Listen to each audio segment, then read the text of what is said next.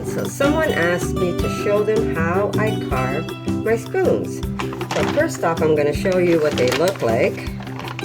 I've got this one where I left a knot. This piece of wood had a little bit of knot, so I kind of left a knot in there, and it just gives it a really nice kind of rustic look to it. So that's one of the spoons that I made. So that's that one. Then I've got this one, and it's kind of like a scooper. I'm not sure if you could tell. It's kind of carved inside, and then I kind of left like a flower on the end.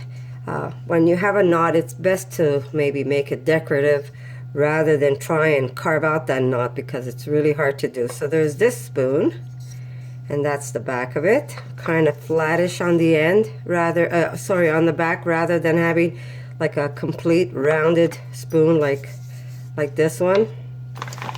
Then I have this one. Now this one was an interesting, I'll wait till the end to explain that one. Here's another one where I got a little creative and decided to make some kind of petals and leaves on it. It was a little more difficult. This one was a little more difficult because you really have to kind of work in between. But there's another spoon that I made, and they're very lightweight also because I'm using pine to make these spoons. Here's another one where also there was some knots, so rather than try and cut off the knot or try to carve around it, I kind of made it into a decorative piece where I have like some petals and some carved off flowers. The back is very simple, very nice to hold. It's a smaller spoon on top, but still a nice mixing spoon. So that's another spoon that I have. And as you can tell, my spoons are very light in color. But here's the one my daughter made, and as you could tell, as you use it, it just darkens up really, really nice, and it just has a nice, even smoother finish to it once you've used it and once you've washed it, sitting in water or mixing in a sauce. So that's the one my daughter Erica made me, and I love this spoon. And it was funny because my daughter says, I wonder what the measurement is. And when we did measure, it ended up being exactly 1 tablespoon. So I could even use this one to measure some food if I'm cooking. But this is a really delicate spoon compared to the chunky ones that I make. Isn't it wonderful? She did this one. She made a few of them actually. So there's that one that I made. This one here is another spoon. Kind of left the knot in rather than trying to fight it. And if you notice where it's all brown, that's where I burned the wood to give it just some character to it. Then there's this smaller spoon that I made. Just a little spoon. You could use it to eat. This one here, you could actually use it to put food in your mouth, or use it as maybe a salsa spoon if you're serving. So it's just a smaller spoon that I made. And then there's this one. Okay, so this one was really interesting. I turned it into an owl. Not sure if you can see it. And I made leaves for wings, but there was knots everywhere. This one had all kinds of knots on the end of it. It had 2 knots, and I'm looking at it, it says, oh my God, I can't get through to these knots. I was trying to carve it, and then I says, you know what, it kind of looks like eyes. So I says, you know what, I'm gonna try and make a little owl. And that's what I end up doing. It's more of a modern looking owl, but it's an owl for me. Burnt off the beak so you can see where the beak is, and left it rough so it looks like feathers. But yeah, this is my little owl spoon. Isn't it beautiful?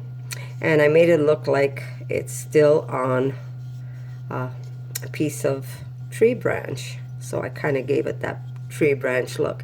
So this is some of the spoons that I've been making. Now there's this big chunky one, not finished yet, still work in progress.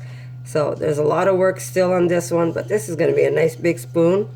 I'm going to thin it out a lot more, but it's going to be a wider spoon. Just a lot of work involved, especially when you're using something that's going to be deeper and thicker wood.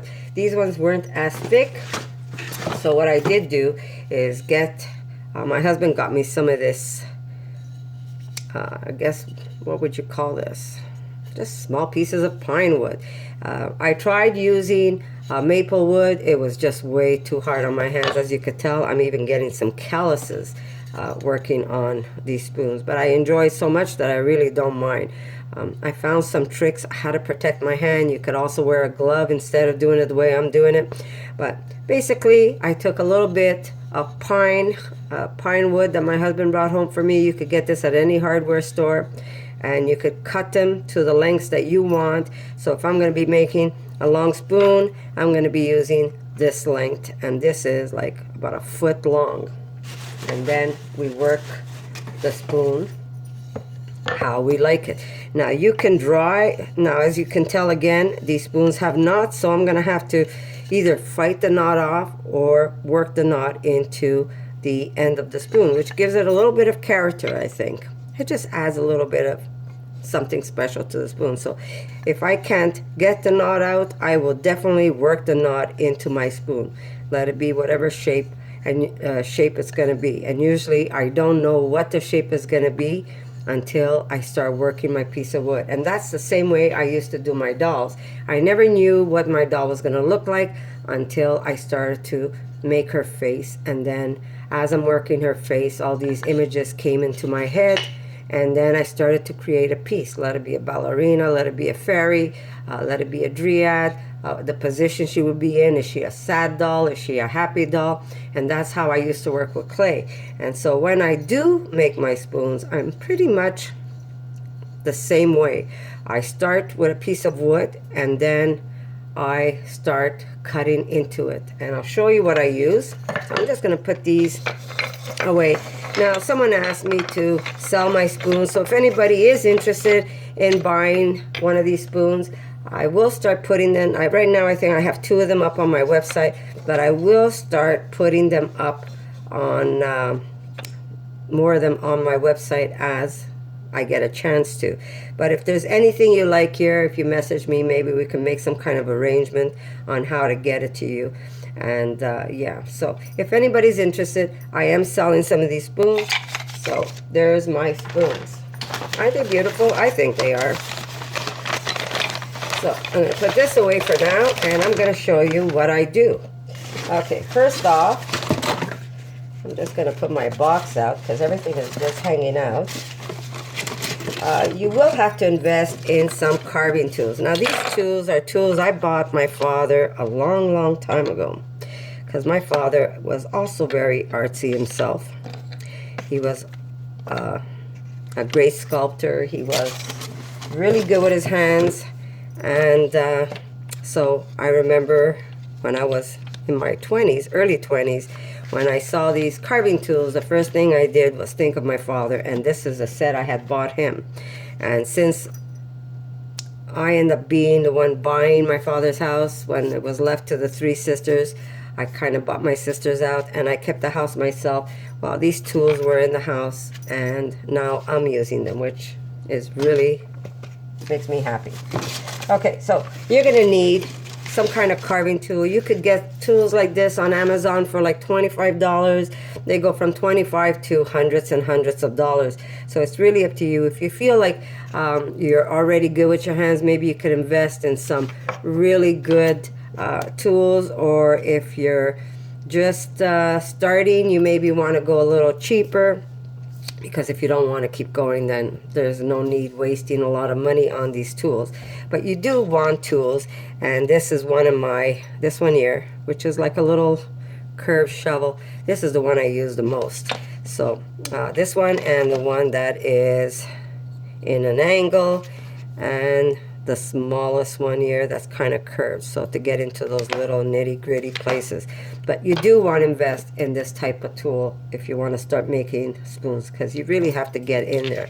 Like when you're carving, you got to go right into the spoon. So do invest in something like this.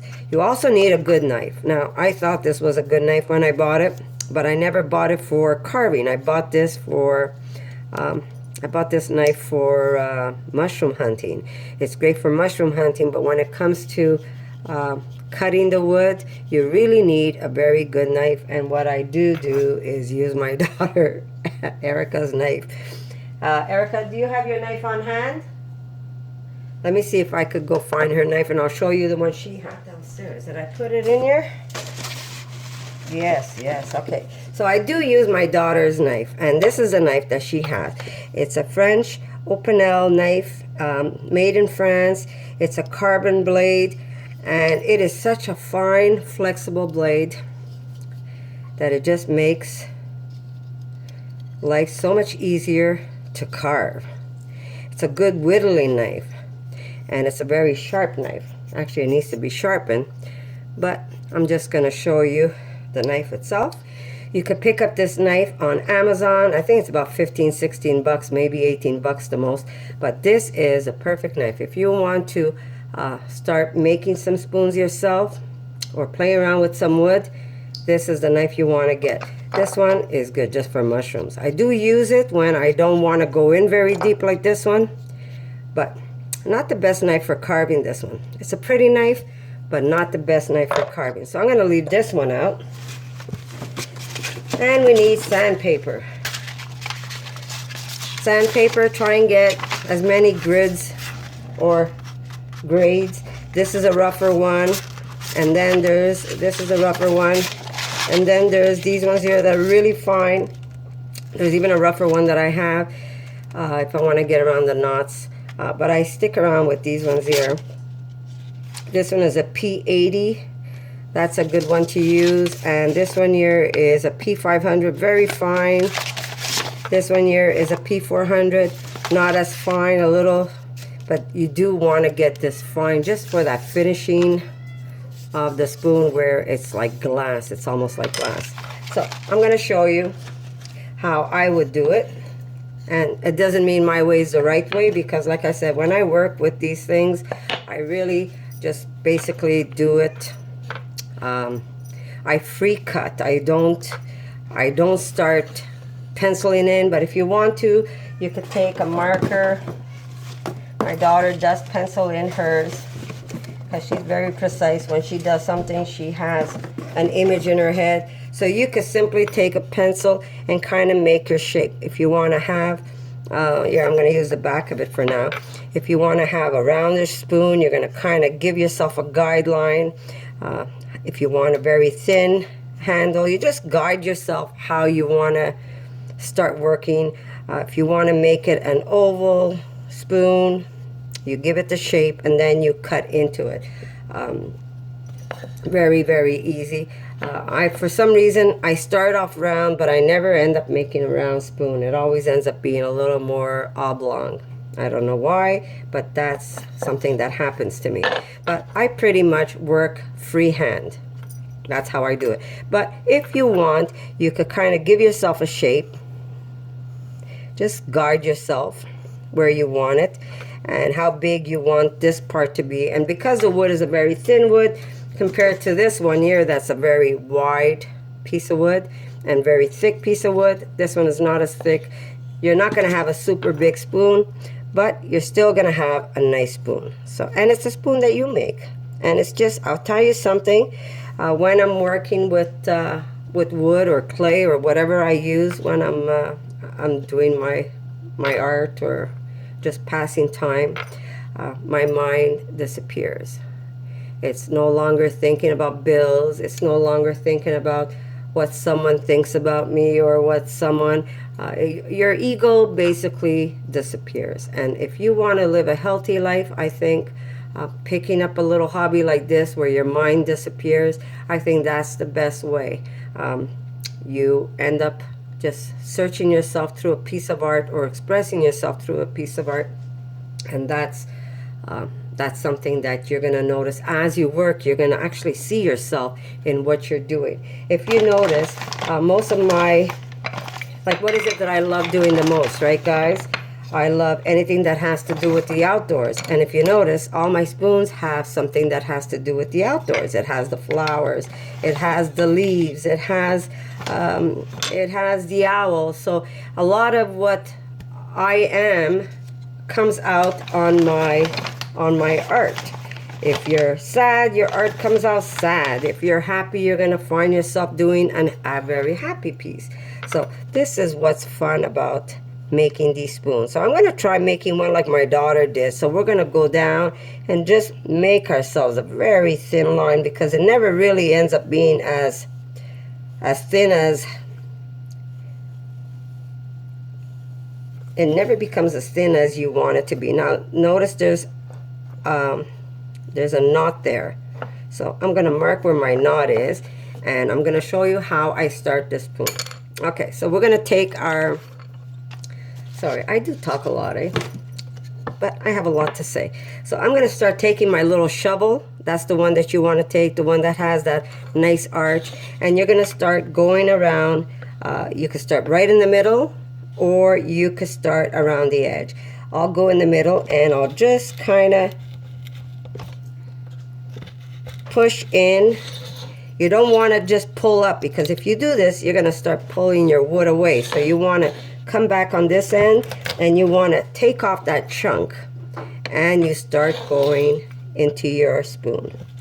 So again, always this way, and don't force to pull back, because you will start taking off, and you don't want that, especially around when you're getting around the edge of your spoon. And you just go this way, and you take off another piece. Now there's another thing that I do with this, is we don't throw this away.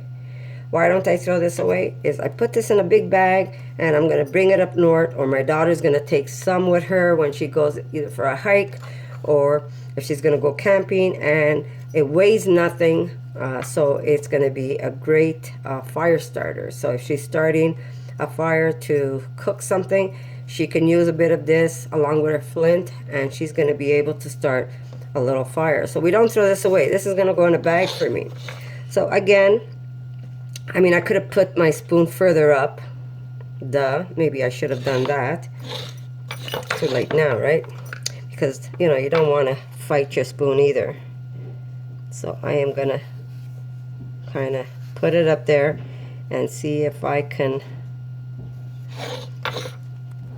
yeah. Anyhow, just so you get an idea. And we're going to go down. So very easy. And notice how it wants to lift on me. I don't want to pry that, so I'm going to come this way now, and I am going to knock that off.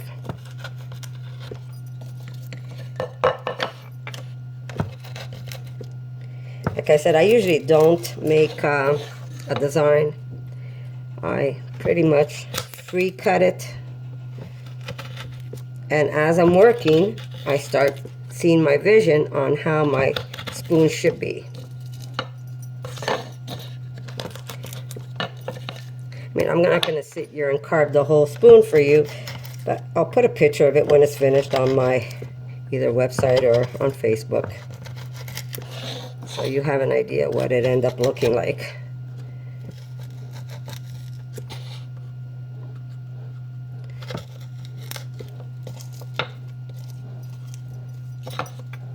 And it's just a matter of getting the shape. You want it to go round, so you try and work the side.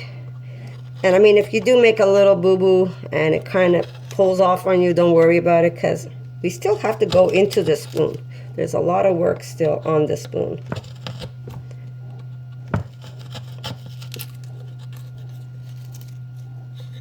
Knock it over, and you start getting, see how I always want to start round, but somehow I always end up being an oval spoon for some reason.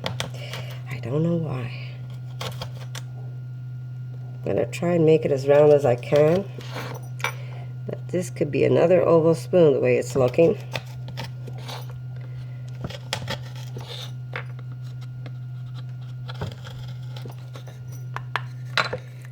Okay, so you pretty much have a shape. I don't completely finish this part right away.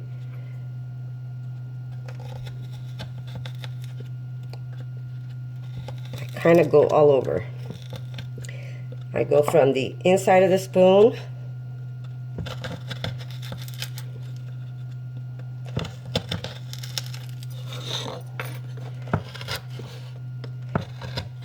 to removing wood to shape the handle. Okay, notice it's starting to look a little oblong again.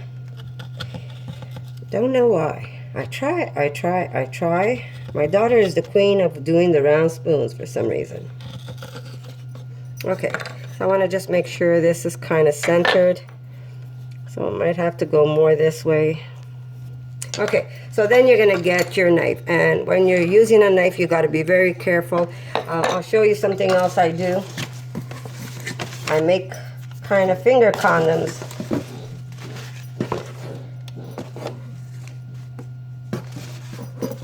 And I have a couple over here. Just, let me tell you, you're going to be very happy that you have these little finger condoms. And yeah, just so that you don't cut yourself, because I tend to do a number on myself, either along this side of the hand, I end up cutting myself. So you got to be really, really careful. But you do want to take this part and push it towards your body, and then you're going to come here and you're going to start cutting back. But if you see that a big chunk is coming up, just quickly come this way and start cutting it down so that you don't just pull it off, because then you're going to end up taking big chunks off. So you want to go lightly, almost like you're doing feather sticks. I don't know if any of you guys have gone camping. Feather stick is a system that you have when you want to start burning some wood and you want it to catch. You kind of just make yourself these little feather sticks on that piece of wood, so when your flint catches, it catches the feathery part, that nice and thin, and then eventually it catches your wood. Okay, so we're going to be very careful that you don't just slam it down and then you end up cutting off a finger. So you got to kind of put your arm, I wish I can show you. You want to press your arm to your body, and you want to keep it nice and tight, so when you do this, you have some kind of control on your knife. You don't want to start like chopping off your breast or a limb or a finger. And then again, you flip it over and you start going this way and you start shaping your knife, your spoon, sorry. Now, as you can see, I have a knot in the back here, so I have to figure how I'm going to get through that spoon or through that knot, or if I'm going to leave it in. So now another thing is, I pretty much always freehand this. So let me take off my finger. Okay, do you want your spoon to have like a little arch going down and back up? Do you want it to be your spoon this way and then kind of go up and down? You have to pretty much visualize this as you're doing it. You could get really fancy and start designing the side of your spoon here and kind of make your arch, and then as you're chopping away, you have to kind of take your pencil and guard yourself against saying, okay, my arch is going to be around that area. So you want to remove more wood this way and work that arch up. Or if you want this to kind of go down this way, then you want to remove more wood around this area and not as much on the back. And because, like I said, I do everything freehand, I kind of just eyeball it, and as I'm working my knife, if I want to start taking it away this way to kind of scoop it in, I do it, and it's really how I get creative. But you can make a spoon just like how my daughter did, which is pretty much a straight spoon. So what she did was she left, as you can see, this part this way. So she kind of carved it in and shaped it this way, but she carved up more of her wood in the back because her spoon has a curve here. So she is going to have her shape, but she's going to also take away more of this wood in the back rather than taking it away in the front. The spoon stayed pretty much the same in the front. As you can tell, it's a straight, like a straight line.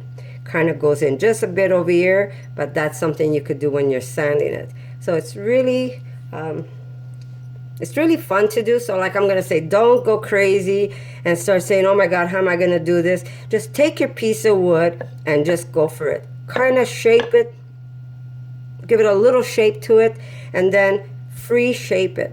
I mean, it's going to come out the way it comes out. And every spoon that comes out is a special spoon because you can still use it. As long as there's an indent where you can pick up something, it's going to be a spoon. Let it be just a plain old simple handle. Let it be that you leave the knots there. There's still enough space for you to pick up some sauce or whatever you're using your spoon with. So it's always going to be a spoon no matter what shape you're going to give it. So this is really something fun to do. And remember guys, always be careful when you're doing it. Better to take away a little bit at a time than to take big chunks and then end up cutting yourself. So always a little bit at a time, guys. There's no hurry. This is something that you want to do that is a good pastime. It's a great thing to block all those worries from your mind, because when you're doing this, your mind goes to a very good place and you don't worry as much, and you just, it's very, what's the word, Erica? Therapeutic? Very therapeutic. So remember, a little bit at a time. Look at your spoon as you're working. You're going to say, you know what, I'm going to take some off in the back here. And you start working your way. Because again, like I said, I have that knot. I won't be able to cut into it. As you can tell, it's very hard to go through a knot. So I'm going to probably work something in there. Or I'm going to take the spoon and give it some kind of arch where eventually I can carve that off. Or just leave it there. Again, it could be a shorter spoon. I could stop working right there and just remove all that. Or I can, like I said, I can leave the knot in there and do something creative with that knot. Not sure what I'm going to do with it, but something's going to happen. So again, here we go. We're going to just cut. See how I don't want to take too much off of that because there's a knot there. I am going to slowly shave it off. And a knife, the knife you use is a very important knife. The knife has to have some kind of, this knife has a little bit of flexibility in it, where my knife is very rigid and there's like hardly any give. And this is a perfect knife. So this one here my daughter picked up on Amazon. I'll show you this one. Really hard to use. JJ, but it still works. Just I get more little curls, but I still use it because sometimes I don't want to take big chunks. So here we go. It's still a good knife. I'm still able to shave my wood. Let me just quiet my dog down a bit. Stop it. Go like that. Be a good boy. That's not nice. You're not a nice doggy right now. Okay, so I'm still able to use it, but it's not as good as this knife. This one here, I'm telling you, it really is not expensive, and you could get this on Amazon. It's about $15 to $18. Max, I think it's $18. This one here is just a prettier knife that I basically got for mushroom picking, but I am using it. It just doesn't take away as much wood as that one would. Okay, remember, if you're going to get a chunk like what I just did, snap it off rather than pull it, because you might pull it too much and then it's going to damage the scoop part of your spoon. So there you go, that way. Now when you're working back here, again, you need that good knife. So you do want to be careful. How are you going to start shaping this knife, this spoon? You start very carefully cutting around it, but you do want to leave a little lip, and that's how you're going to get around that part. You don't want to chip it either, so always a little bit at a time, guys. Be careful. You know what they say, less is better, and then you can start shaping the roundness of your spoon. You almost want to cut a little bit at a time around this part. And it's always visual. when you're doing this, it's a visual thing, guys. You don't want to overtake out, and you want to always look at it. Stop, look at your spoon, say, okay, here's the neck. So the neck is around this area. You still want to shape back. You could design it if you want to. If you have an idea where the neck is, you could take,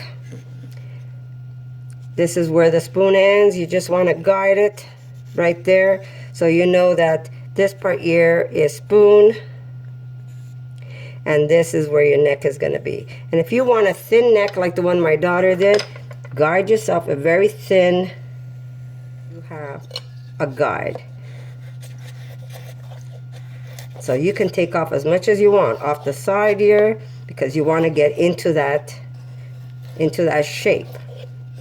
Remember, push towards your body and just slowly remove the wood.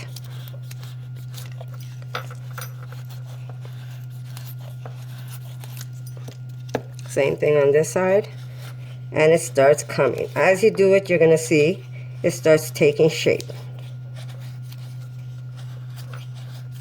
Okay, and if you see that you're, let me just push this aside for now. And if you see your knife is getting a little dull, I'm not sure what you use to sharpen your knives, you could sharpen your knives by just doing two blade, like two knife, going back and forth like this with just two knives. Or if you have a rod, where is our rod? If you have a knife rod where you just sharpen your knife, so it makes it a little easier when you're cutting. Your knife gets nice and sharp again. And that's it, guys. I'm not going to sit here carving the whole spoon because, I mean, I wish I had the place. My daughter needs to work, so I kind of have to go back into my library, work on my cookbook, and she can work. But I just wanted to show you because a lot of you ask. Yeah, do invest in one of these little, and all I do is I take a little piece of material and I kind of just, with a needle, I stitch it on my finger. Doesn't have to look pretty, it just has to protect you. Otherwise, you will cut yourself. And remember, always keep that arm tight to your body, the arm you're working with, that's holding the knife. Keep it tight to your body, and this way you have more control and you don't just let that knife go, because that could be horrible if you just let it go, because you will end up cutting yourself. And be careful if you have to wear a glove on this hand too, in case you kind of slip, because you know accidents do happen. But yeah, just keep cutting, keep chopping away on that wood, and I can make. Okay, so like I was saying, I pretty much do a spoon a night. While my daughter is watching TV, I'll just sit there and I'll carve and watch TV at the same time. But, you know, you don't have to be in a hurry. It's your first spoon. Just take your time. If it takes... I'm sorry, my dog is not being a nice boy. He is barking at my tenant who's shoveling snow, because, you know what? We got snow again today. And he somehow does not like him for some reason. And he is a super nice guy, but JJ does not like him. I do not know why. So, there you go. Like I said, just take your time, look at your spoon, see if you want it deeper on that side. Keep taking away the wood off the side. If you have, try and get wood without knots in the beginning, because this will really discourage you, because you really can't get into them. In the beginning, I would say get a knotless spoon, because piece of wood, because you do not want to play around with that knot. It could get a little discouraging. Yeah, get yourself a nice piece of wood And just like I said, around the head part, you want to do this really, really slow. You want to slowly remove and make it as round as you can make it. If it's not round, well, then you're going to have a spoon that's going to be a different shape. It's not the end of the world either, right, guys? It's just a matter of practicing. Like I said, take your time, and it's all going to work out. None of them are straight. None of them are perfect. That's the beauty about these handmade spoons, is they're not machine made. You're actually making it all by hand, and humans are not perfect. Some of us would like to believe we are, but we're not perfect. We all make mistakes.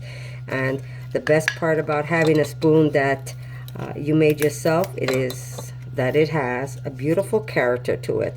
So if it starts coming out crooked, I say work with it. Then make yourself a crooked spoon. You know the saying, there was a little crooked man, I don't even remember how it goes, but who lived in a crooked house. So if your spoon comes out crooked, by all means work with it and make your spoon crooked. That's no different than the spoon that had that huge knot, because I started the spoon on the other end and then I realized there was a knot there, and I said, you know what, I'm not gonna give up, I'm just gonna continue doing it. And I left the knot in there, and this is one of my favorite spoons because it has that beautiful knot. Or if like my owl spoon, where's my owl spoon? I looked at it, it had those two knots, and I said, you know what, it looks like a set of eyes for me, and that's what I did. I worked with that. I worked with it. So if you can't get it completely smooth like this one here, I mean, I probably could work a little harder on this one, but you know what, I like the imperfections in the spoon. It gives it more character. So you want to go deeper, you go deeper. You want to go less deep, you go less deep. It really is up to you how you want to make your spoon. Do you want to make a spoon where you actually have to pick up something, or do you want a spoon where you're mixing and you don't need it as deep? So here you go, guys. Just a nice way for you to play around and make something creative with a little piece of wood. And it's like I said, it's a great mind therapy where you stop thinking about bills and everything else that clutters our minds and our souls and our bodies, because either someone is ill or it's just, you know, life isn't always a bowl of cherries. Sometimes, you know, there's a couple of pits in there. So by doing something like this, you could actually clear your mind of some clogginess and make something beautiful out of it. So I hope this little video gives you an idea how to start maybe doing some carving yourself. And again, whoever was interested in my spoons, I'm gonna you could either message me through my emails on YouTube, or you could message me through Facebook. I have two of them up on my my website right now, but that's like another job altogether, putting things up on websites. So there's only two for now. I didn't put all of them up because it is extra work, and sometimes I just don't have that extra time to do it. So everything's a little slow. But I hope this video helped you get creative. And if you do make a spoon or whatever you're going to make out of wood, message me on Facebook. Let me see what you did. I would love to see it. So thank you, guys. And just want to tell you I love you all, and I hope this was a little helpful. And guess what, guys? I'm going to see you in my next video. For more videos like this, make sure to subscribe to Connie's RAWsome Kitchen, give it a thumbs up, and share it with your friends.